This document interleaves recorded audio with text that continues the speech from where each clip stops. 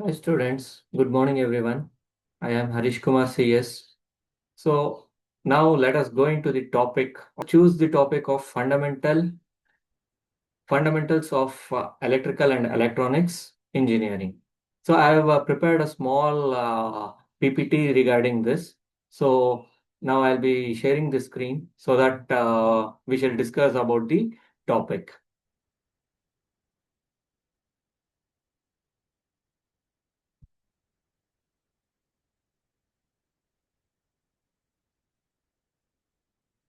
So fundamentals of basic electrical and electronics engineering.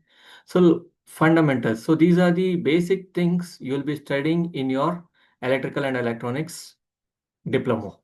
So here let us first go with the meanings of what is electrical engineering and what is electronics engineering. So what is electrical engineering? Anybody can answer this? Yes. So electrical engineering, it is a branch of engineering which deals with the generation, distribution, and storage of the electrical energy or power. So what is electrical engineering? Electrical engineering is a branch of engineering which deals with the generation, distribution, storage, and conversion of electrical energy or power. Keep this in your mind. So no one should write. So after that, I'll give you time for writing the notes. So electronics engineer. Next, coming to the electronics engineering. So what is electronics engineering? Anybody? Yeah. Yes. Yeah, you are correct. So electronics engineering, it is also a branch of engineering which deals with the designing, amplifying, switching of electrical energy with help of different electrical components. So what is electronics engineering? So electronics engineering, it is a branch of engineering which deals with the designing, amplifying, switching of electrical energy with the help of different electrical components.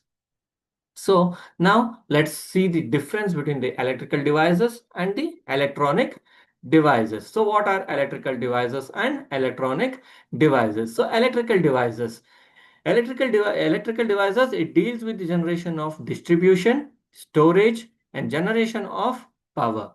It deals with generation, distribution, and storage of power. Whereas electronics, it deals with designing, amplifying, switching of power with the help of electronic components. Same way, electrical devices produces voltage and current, whereas electronic devices controls the voltage and current. Same way, electrical devices, it works both on AC and DC. So AC means alternating current, DC means direct current, whereas electronic components, they work only on DC currents. So electrical devices, they work both on AC and DC, whereas electronics devices, they work only with DC power. So the range in the electrical devices, the range of the voltage will be from volt to kilovolt. The voltage range may vary from volt to kilovolt. Whereas in the electronic devices, the range of voltage will be only from millivolt to volt, from millivolt to volt, maximum till somewhere around 24 to 48 volts. So next, let us see how does the flow of energy takes place? How does the energy flow takes place? So electrical energy is transmitted due to the movement of free electrons. So electrical energy is transmitted due to the movement of free electrons. So what is this free electrons? So free electrons are nothing but the valence electrons. You might have studied this valency in your lower classes. For example, in your SSLC, you had about the valence electron. So what is valence electrons? Valence electron is the capacity of an atom either to donate an electron or to receive an electron. So here free electrons are nothing but they are the valence electrons which are very loosely bound to the nucleus of an atom. They are very loosely bound to the nucleus of an atom. They will be surrounding the nucleus in the outer orbit. They are very loosely attracted towards the nucleus of an atom. So you have learnt in your lower classes and all. So the shells, so K shell, L shell, M shell, N shell, like that. So K shell, it will be having 2 electrons. L shell will be having 8 electrons. M shell can accommodate up to 18 electrons, whereas N shell can accommodate up to 32 electrons. For example, let us see the example of a sodium. Sodium, the atomic number of sodium is 11. So 11 means, so in the inner shell K shell, 2 electrons will be accommodated, whereas L shell, 8 electrons will be accommodated, whereas the outermost shell M shell will be having only 1 electron. So 1 is the valency of that atom. Sodium valency is 1. So these free electrons, uh, these are the free electrons which are loosely bound to the nucleus of an atom.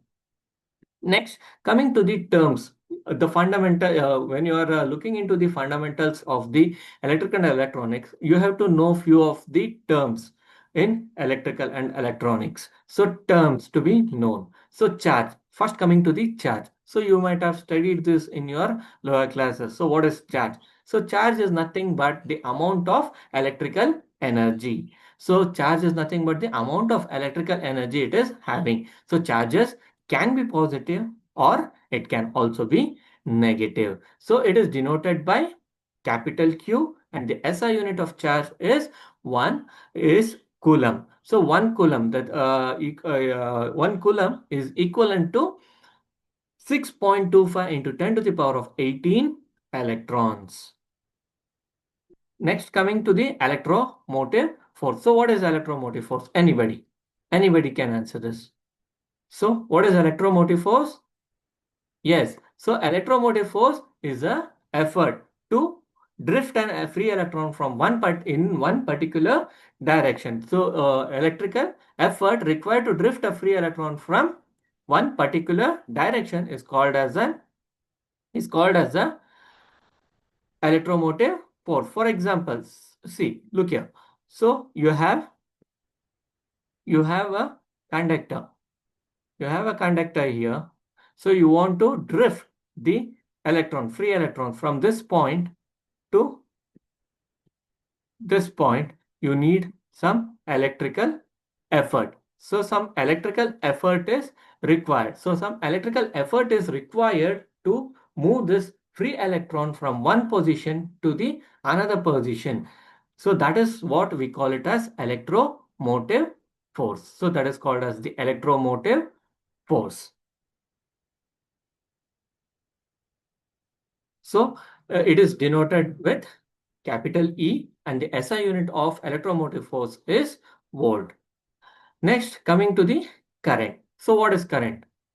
Yeah, very good, very good. So current is the rate of flow of charges. So rate of flow of charges, we call it as a current. So rate of flow of charges in the circuit, we call it as an electric current. So it is denoted by I, and the SI unit of current is ampere. So formula for current I is equal to Q by T, where I is the current, Q is the charge, and T is the time. So next, coming to the potential difference. So potential difference, same. So potential difference also we can call it. So potential difference also we can tell as,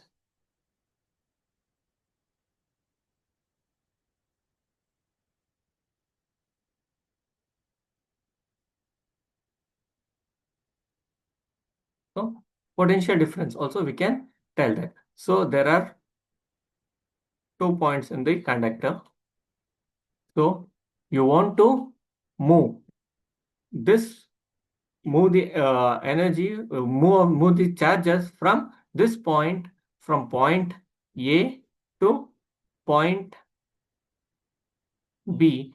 So the amount of work done to move the charge from one point to another point, we call it as electrical potential difference. So electrical potential difference means the amount of work done to move the charge from one point to the another point. In an electrical circuit, we call it as electrical potential difference. So electrical potential difference, it is denoted by capital V, and the SI unit is volt or V. So the formula for electric potential difference is V is equal to W by Q, where W means work done, Q means charge. Work done to move a charge from one point to another point, we call it as potential difference. So next, coming to the Ohm's law. Ohm's law. Ohm's law, it is very basic thing you have to know compulsorily when you are studying electrical and electronics engineering. It helps you throughout your life. Ohm's law. So Ohm's law, how you can define? Ohm's law is stated as the potential difference across the conductor is directly proportional to the current flowing through it, provided the temperature remains constant. Provided the temperature remains constant.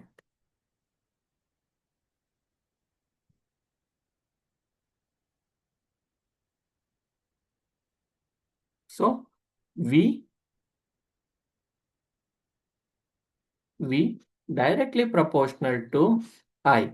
Voltage is directly proportional to current flowing through it. So whereas V is equal to I into R, where this R is there, no? So R, we call it as constant of proportionality or resistance. So R, we call it as constant of proportionality or resistance of the conductor, or we call it as the resistance of the conductor. So there's a Ohm's law triangle. You have to remember this because it helps you in solving the problems. So what it states, V is equal to I into R.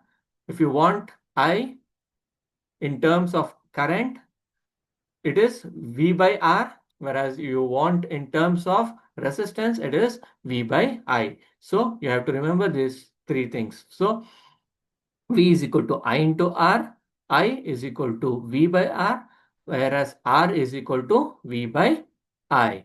So next, coming to the resistance. So what is resistance?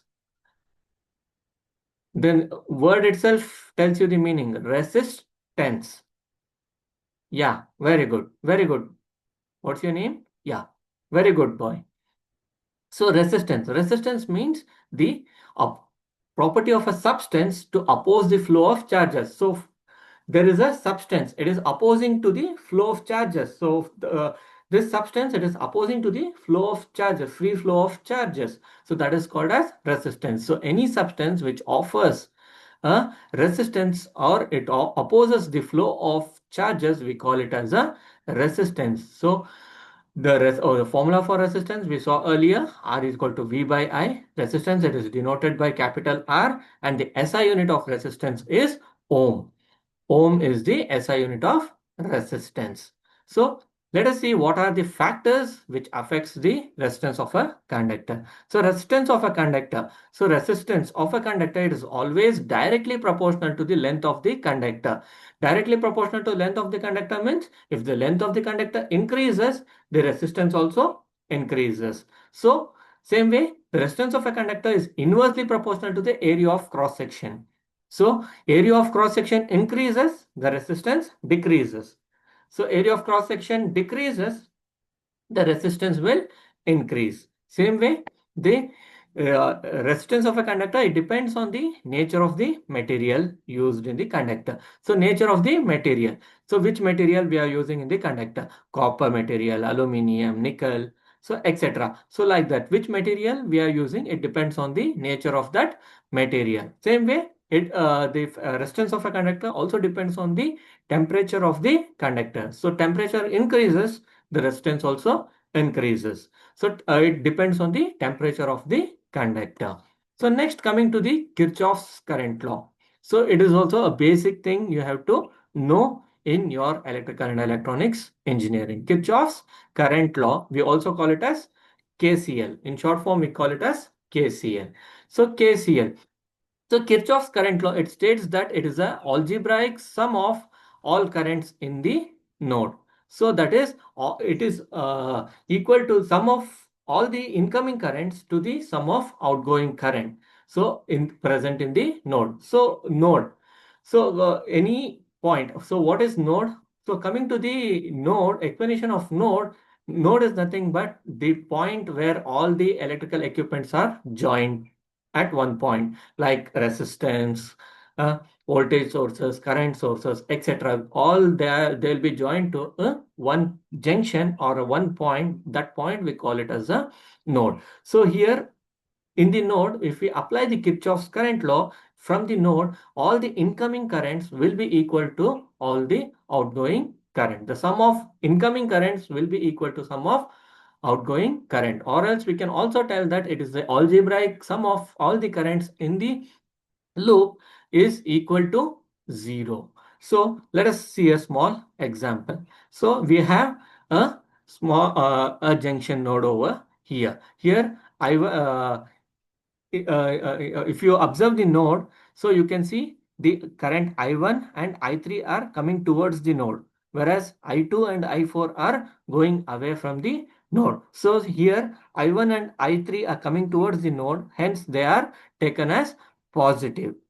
Same way, I2 and I4, they are going away from the node, they are considered as negative. So when we consider according to the law, if we add I1 plus I3 minus I2 minus I4, we get the value as 0. Or else we can also tell as incoming currents is equal to outgoing current. That is I1 plus I3 is equal to I2 plus I4.